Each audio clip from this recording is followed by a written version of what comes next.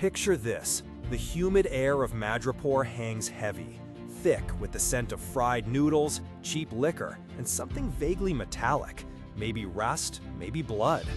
Neon signs bleed into the perpetual twilight of Lowtown, illuminating back alleys where shadows lengthen and disappear with disquieting speed. For most of the Avengers, accustomed to gleaming helicarriers and sunlit, heroic stands, this place is a jarring assault on their senses, a cacophony of moral ambiguities. But for Wolverine, often operating under the alias of Patch, it's almost like coming home. This isn't just a grim backdrop, though. Madripoor, this lawless island nation, represents a unique, often overlooked challenge for Earth's mightiest heroes. It's a haven for smugglers, mercenaries, and assassins, a true criminal underworld that has entangled the Avengers in ways few other locations have. It forces them to confront not just supervillains, but the insidious, grinding realities of corruption, poverty, and street-level brutality. Their high-minded ideals, so potent in the face of global threats, frequently clash with a world where there are quite literally no rules. You see, the Avengers' missions usually involve saving the world from cosmic entities, tyrannical despots, or scientific aberrations. They operate with a clear moral compass, striving for justice and the protection of innocence, often within the framework of established laws. But Madripoor exists outside that framework. It's a place where power is seized, not earned, and where survival often dictates morality. When the Avengers find themselves on Madripoor's shores, whether tracking a supervillain seeking refuge or dismantling a dangerous black market operation, they quickly discover that their usual tactics are insufficient, even counterproductive. Consider Captain America, the very embodiment of American ideals and moral rectitude. Confronted with the blatant, pervasive corruption of Madripoor's Hightown elite, or the desperate struggles of its Lowtown inhabitants, his unwavering sense of right and wrong faces an unprecedented test. He can't simply punch the problem away. There are no clear lines between good and evil, only varying shades of self-interest and survival. The very notion of law and order is a cruel joke in a land where the only consistent rule is that the strong prey on the weak. This brings us, inevitably, to Wolverine. Logan's long, complicated history with Madripoor is legendary. He understands its rhythms, its whispers, its brutal logic. He's operated there as a neutral party, a protector, an enforcer, and sometimes simply as another lost soul in the neon-drenched night.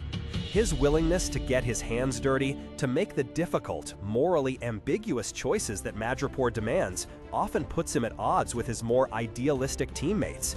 Yet in this specific context, his methods are frequently the only ones that actually work. He can navigate the complex web of informants, crime lords, and shifting allegiances in a way that Iron Man's tech or Thor's hammer simply cannot. The challenges of Madripoor aren't simply about adjusting one's fighting style. They delve much deeper, often manifesting in groups like the Notorious Hand.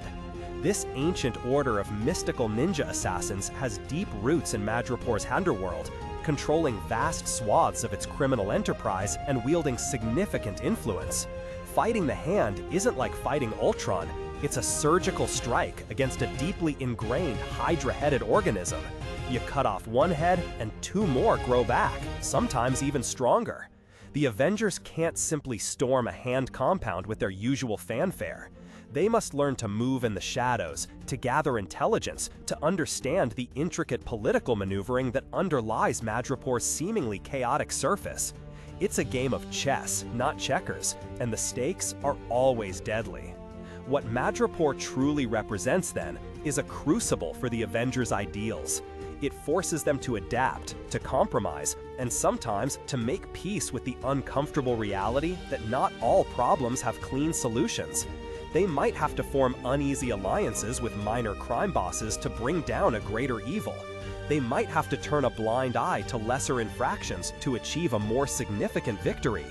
These are not choices they make lightly, but Madripoor offers no easy path. It's a place that strips away the grandeur of superheroism and exposes the raw, grimy underbelly of a world that still needs saving, even if it doesn't want to be saved in the way they usually operate. Ultimately, the story of the Avengers in Madripoor is not just one of battles, but of growth.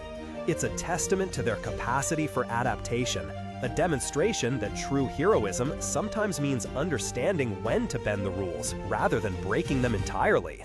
It teaches them that the Marvel Universe isn't always a stage for grand cosmic dramas, but also a dark, gritty street corner where survival is paramount, and the lines between hero and villain blur in the perpetual neon glow. What are your thoughts on the Avengers' encounters in Madripoor?